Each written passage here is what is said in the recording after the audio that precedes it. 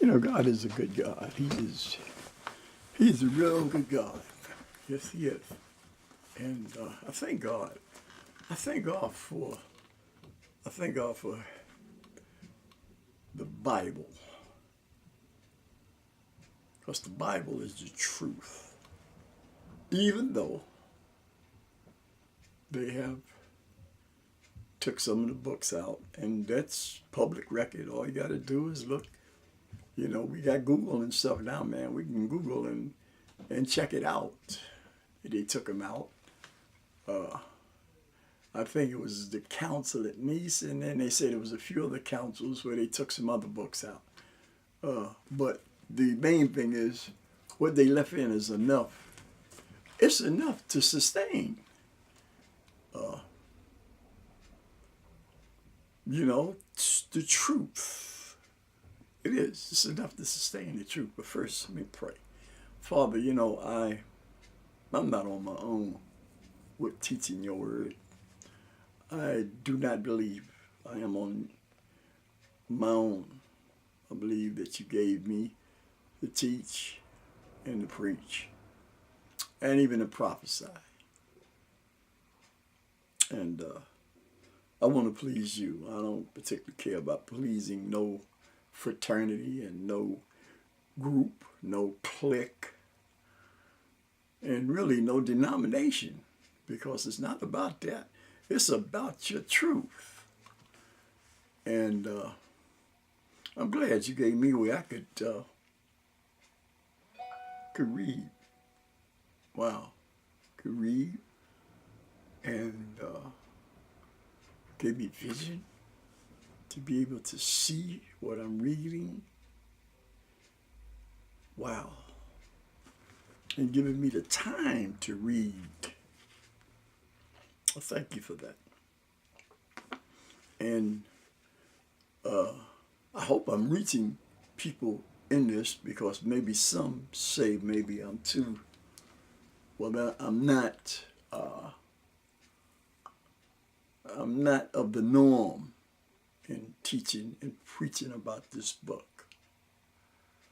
Maybe I'm not supposed to be about the norm of teaching and preaching about it. I know that the gospel or the truth of Jesus is real.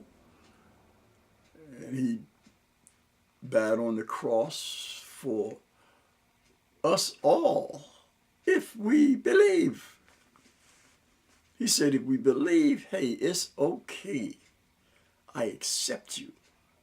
But do you realize the history of this book? The history of the Bible? It's a holy book. But a whole lot of unholy people, man, have used it for their own gain. And see, when they go before the Creator, you know, he's going to say, hey, you didn't do nothing for me. You did it for yourself. You did it because you wanted to pilfer people's properties and stuff like that, and even mess up their minds. Well, I don't want to be like that. I don't want to come up before God and say, you know, I took all this time reading this book and all this, and you telling me that I didn't do nothing and stuff. I don't want to do that. I want to do what he wants me to do, and I believe that I am. Now, when I get before God, he might say different, but I don't believe he will. But he could, because he's God, because he knows what's in here. He knows what's in the heart. He knows what's in the heart of man and woman. You know, they've taken this book, man, and this holy book, a lot of unholy people have preached from this book. But this is a holy Bible. You see what he says? Holy Bible. Holy.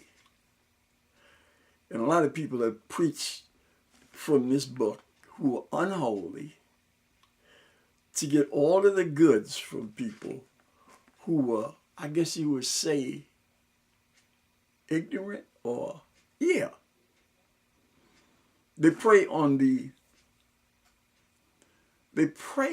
people who are poverty stricken a lot on this book. And even though the people who think they're poverty stricken ain't poverty stricken, because God has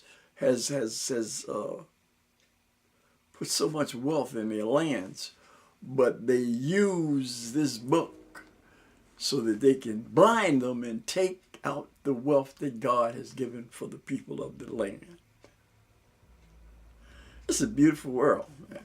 This is a beautiful world. Like, okay, I'll put it this way. This is a beautiful earth.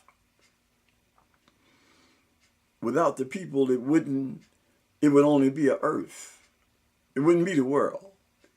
But when you put the people in it, then it becomes a world. And that's when the people of the world do their thing. And today, wow, man, we're looking at the dawn of Armageddon.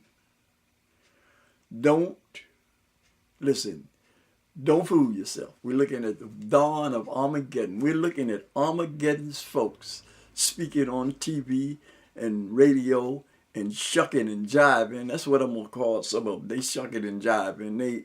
They giving us a song and a dance in one area, and they dancing. The infidels are dancing. The dance of the infidels. They dance every day. They dance and prance. The dance and prancing infidels, because that's what I call it. And not all are, but oh boy, you got a bunch of them. But God is the judge. He's the judge, the final judge. And he's going to judge us, man. He's going to judge us. He don't care who you are. You think God is worried about you because you got $1 trillion?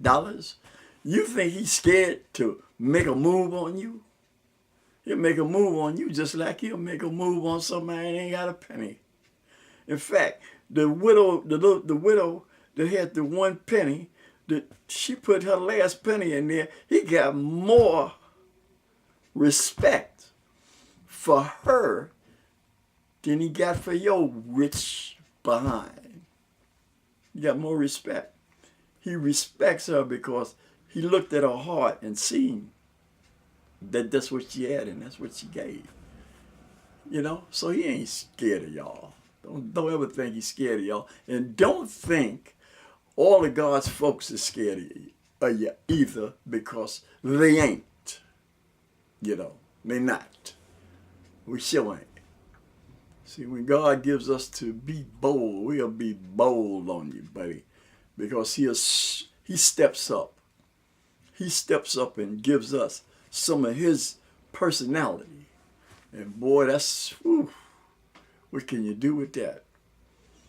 You know, can't take it. Can't touch it. Soul is better than, just soul, courage. And look at Stephen. Stephen preached so hard, man, until what? They stoned him. They stoned Stephen, man. Lord have mercy. Stephen preached to them people, and them people got, I guess they just got infuriated. Stoned him. I think Stephen might have been one of the hardest preachers of all time, besides Jesus, of course. You know, but Stephen preached, man, and they stoned him. And Stephen was a deacon. So Stephen out-preached some of these preachers. Stephen, the preaching deacon. I don't know where I went with that. I don't know how they got in there, but anyway. But like I'm saying, Jesus is coming. He's coming, and he's coming soon.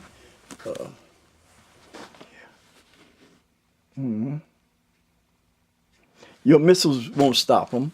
Your hydrogen, atomic bombs, and drones, and all that ain't gonna stop him.